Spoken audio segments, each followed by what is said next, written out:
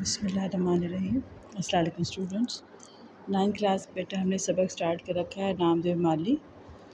آج اس کا ہم صفحہ نمبر 40 نکالیں بیٹا، اس کا سیکنڈ لاسٹ پیراگراف کر رہے ہیں سلیس اردو۔ پیراگراف پہلے دیکھیے بیٹا، میں ساتھ ساتھ جملے بولتی جاؤں گی اور ساتھ ان کی تشریح کروں گی، پھر جملہ بولوں گی، پھر تشریح کروں گی۔ آپ نے بک سامنے رکھنی ہے، معنی میں نے لکھی ہوئے ہیں پہلے سے بک پہ، یہ دیکھ کے آپ نے بھی لکھ لینے بیٹا، سلیس میں آسانی رہے گی۔ پیراگراف سننے بیٹا۔ گرمی ہو یا جاڑا، دھوپ ہو یا سایہ، وہ دن رات برابر کام کرتا رہا، لیکن اسے کبھی یہ خیال نہ آیا کہ میں بہت کام کرتا ہوں یا میرا کام دوسروں سے بہتر ہے۔ اسی لیے اسے اپنے کام پر فخر یا غرور نہ تھا، اور وہ یہ باتیں جانتا ہی نہ تھا۔ اسے کسی سے بیر تھا نہ جلاپا۔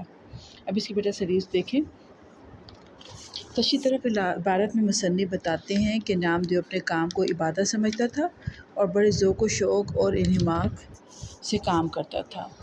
گرمی ہو یا سردی، دھوپ ہو یا سایہ، وہ دن رات مسلسل کام میں مصروف رہتا تھا اور اپنے کام میں موسمی حالات کی پرواہ نہیں کرتا تھا، اور نہ ہی اس کے کام کرنے کے مقررہ اوقات تھے۔ وہ تو وقت کی قید سے آزاد ہو کر مسلسل کام میں مصروف رہتا تھا، دوسرے مالیوں سے کئی گنا زیادہ کام کرتا تھا، پھر بھی اس کے دل میں کبھی یہ خیال نہیں آیا کہ وہ بہت زیادہ کام کرتا ہے یا اس کا کام دوسروں سے افضل و بہتر ہے۔ یہی وجہ تھی کہ اسے اپنے کام پر فخر یا گھمنڈ نہ تھا۔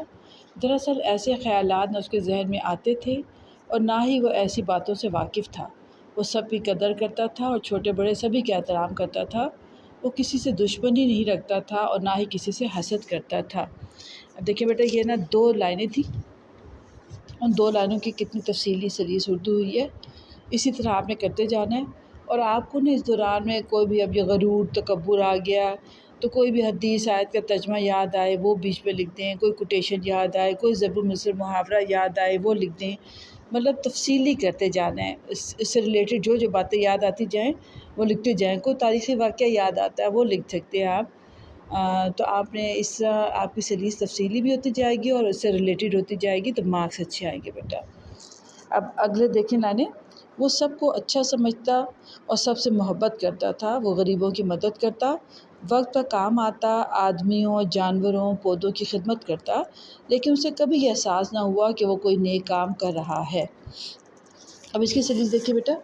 وہ سب کو اچھا سمجھتا تھا، سب سے محبت کرتا تھا، غریب تھا اور اس کی تنخواہ بھی قلیل کم، اس کے باوجود غریبوں کی مدد کرتا تھا، وہ اپنے کام کو مقررہ وقت پر سر انجام دیتا تھا، وہ آدمیوں، جانوروں اور پودوں کی خدمت کرتا تھا، لیکن پھر بھی اسے کبھی یہ احساس نہیں ہوا کہ وہ کوئی نیک کام کر رہا ہے، کیونکہ وہ کام تعریف کی خواہش اور صلے کی تمنا کے بغیر کیا کرتا تھا۔